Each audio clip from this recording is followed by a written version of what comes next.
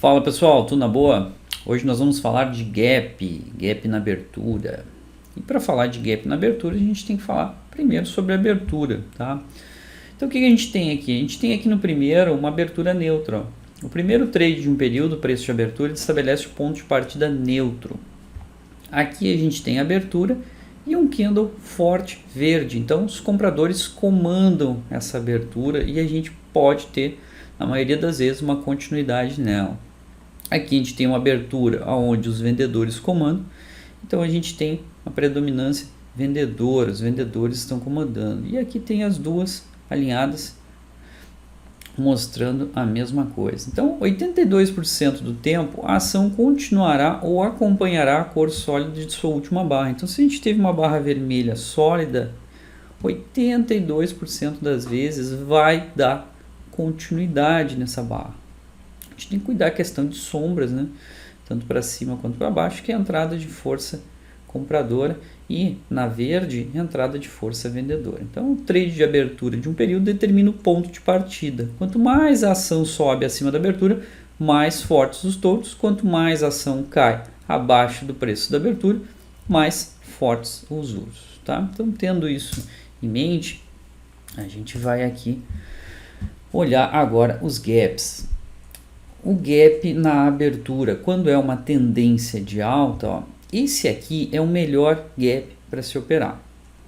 Claro que é melhor alinhar a uma outra função, uma outra técnica, uma defesa de linha de força, uma barra elefante, que eu gosto bastante de operar. Então, aqui a gente tem a entrada perfeita. Então, a gente está numa tendência de alta, o preço abre com gap de baixa, um candle positivo forte.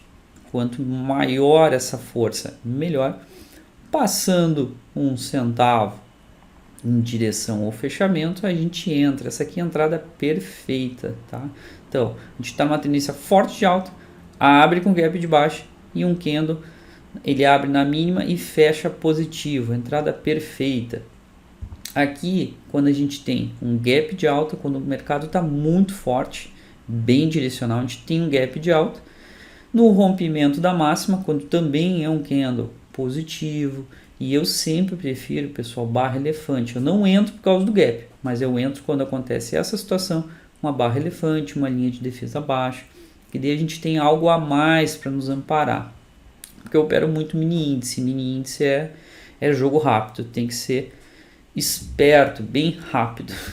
Então aqui entrada boa, entrada perfeita.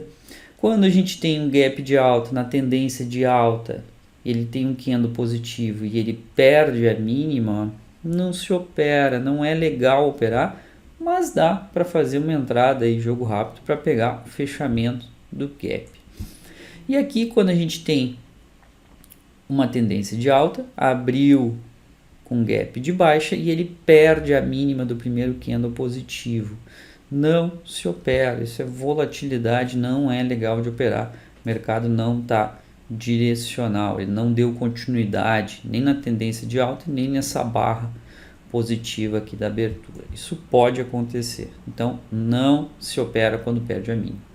E tem que ter atenção aí para o gap de abertura com o trap do dia anterior, né? Que é a perda da máxima ou da mínima do dia anterior. No gráfico daí tem várias situações aí, no gráfico de 10 dá para usar, no gráfico de 15, tá usando de 5, usa os 3 candles, tá? Então, por exemplo, a gente tem a máxima do dia anterior aqui e o preço abre aqui em cima. Então ele tentou romper, na perda dela a gente faz aí uma venda, que é a gap trap do dia anterior, né? E a mesma coisa na venda quando é embaixo.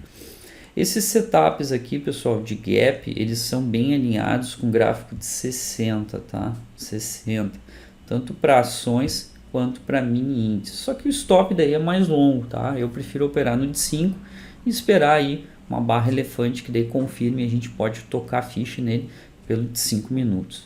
Vamos dar uma olhada aqui. Agora em tendência de baixo, ó, é a mesma coisa, só que inverso, tá? Então a gente está numa tendência de baixa, abriu com gap de baixa e perdeu a mínima de um candle direcional de baixa também. Lembrando que eu prefiro aí barra elefante para a gente poder operar aí pelo 5 ou olha lá nos 60, perdeu o primeiro candle 60 minutos, isso até no índice, só que o stop daí é bem mais longo, né? Normalmente stop de 800, 1000 pontos, mas é bem assertivo, tá? Operar pelos 60. Quanto maior tempo o gráfico, mais assertivo. Aí depende do operacional de cada um. Aqui a gente tem tendência de baixo, gap de alta, a mesma coisa, só que o inverso que a gente viu anterior, ó. Gap de alta, ele abre já com candle negativo para cima, na perda de 1 centavo, a gente entra, essa aqui é a melhor entrada, entrada perfeita, tá? Aqui a gente tem, ó, uma abertura em gap de baixo e um rompimento em direção ao fechamento do gap. Não é muito legal de operar isso, porque você vai estar contra a tendência, assim que nem estava aqui, ó, tu está operando contra a tendência intradiária. Então é melhor não fazer nada. E aqui, quando a gente tem uma tendência de baixa, gap de alta, candle negativo e continua subindo, aqui não se opera, também vai estar contra a tendência, tá? Então não é legal.